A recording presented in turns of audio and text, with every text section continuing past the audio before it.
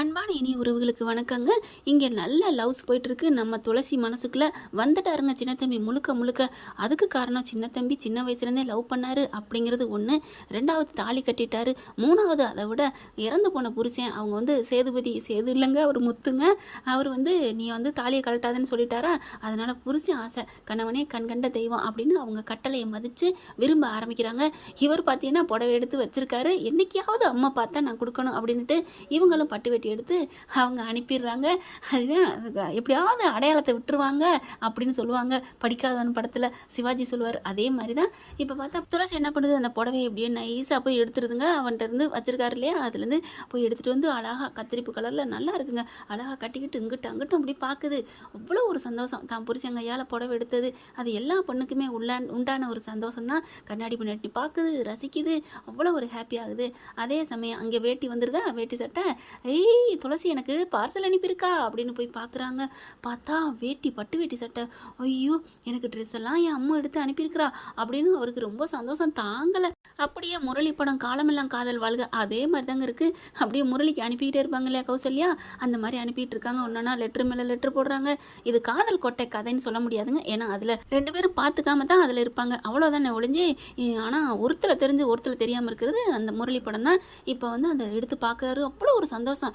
ஐயோ, என் அம்மா எனக்கு அனுப்பியிருக்கா அப்படின்னு பார்க்கல அந்த இதை பார்க்குறாருங்க. அப்படியே ஒரு அச்சு அது கையில் விரல் பட்டிருக்கு. என்ன இது அப்படிங்கிற கற்பனை பண்ணி பார்க்குறாங்க. அப்படியே சொயின்னு போனால் அந்த புடவை வேட்டியெல்லாம் பார்த்துட்டு இருக்காங்களா, அவர் ஒரு பட்டு வேட்டியை பார்க்குறாரு நம்ம சின்ன தம்பி.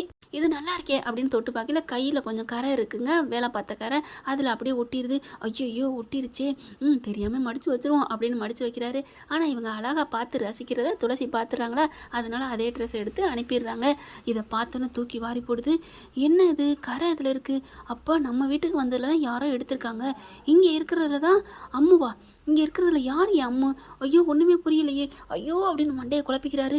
யார் அம்முவாக இருக்கும்? இது கண்டிப்பாக இது நம்ம வீட்டுக்கு இந்த வீட்டுக்கு வந்தாங்களே புடவைக்காரவங்க அதுலேருந்து எடுத்தது தான் அப்படின்னு அடித்து பேசுகிறாரு. இது யார்கிட்ட சொல்கிறது, ஒன்றுமே புரியலையே அப்படின்னு சொல்லிட்டு சரி நம்ம துளசி அம்மாட்ட கேட்போம் அப்படின்னு அதனால் துளசியை போய் பார்க்க போகிறாங்க. அது புடவையில் நல்லா அப்படியே ஜொலிச்சுக்கிட்டு இருக்கு. பார்த்தோன்னே சின்னம்மா அப்படிங்கிறாரு. சின்ன தம்பி அப்படின்னு ஒரு மாதிரி ஆயிடுறாங்க.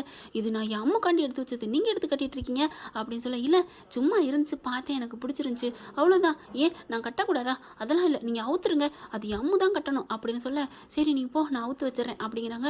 நீங்கள் தோட்டத்துக்கு வாங்க அப்படின்னு சொல்லிட்டு போயிடுறான். அவுத்து வச்சுட்டு வேறு ட்ரெஸ்ஸை போட்டு வர்றாங்க. என்ன சின்ன தம்பி அப்படிங்கல, ஐயோ நான் என்னமோ கேட்க கூப்பிட்டேன், ஆனால் நீங்கள் இப்படி பண்ணிட்டீங்களே, விடு சின்ன தம்பி சொல்லு என்ன விஷயம்? இல்லை சின்னம்மா எனக்கு ஒரு டவுட்டு. என்ன, நம்ம வீட்டில் தான் என்னோட அம்மு இருக்கா. என்னது நம்ம வீட்லையா? ஐயோ தூக்கி வாரி போடுது, கண்டுபிடிச்சிட்டாரா அப்படின்னுட்டு. கண்டுபிடிச்சாலும் பரவாயில்ல அப்படிங்கிற மாதிரி. யார் அப்படின்னு கேட்க, யாருன்னு தான் தெரியலையே. என்ன சின்ன தம்பி தெரியும்னு சொல்கிற தெரியலன்னு சொல்கிற, சொல்லு யார்? யாருன்னு தெரியல, ஆனால் அம்மு இங்கே தான் இருக்கா. எப்படி எதை வச்சு சொல்கிறீங்க அப்படின்னு கேட்க, ஏன்னா நான் எதை வச்சு கண்டுபிடிச்சேன்னா, இங்கே நான் ஒரு பட்டு வேட்டி படிச்சுட்டே பார்த்தேன். அதான் சாதாரண வேட்டி தான், அதை நான் தொடையில் கரைப்பட்டுருச்சு. அதே வேட்டி எனக்கு வந்திருக்கு. அப்போ அவள் இங்கே இருந்தானே எடுத்திருக்கா, எடுத்து எனக்கு அனுப்பியிருக்கா.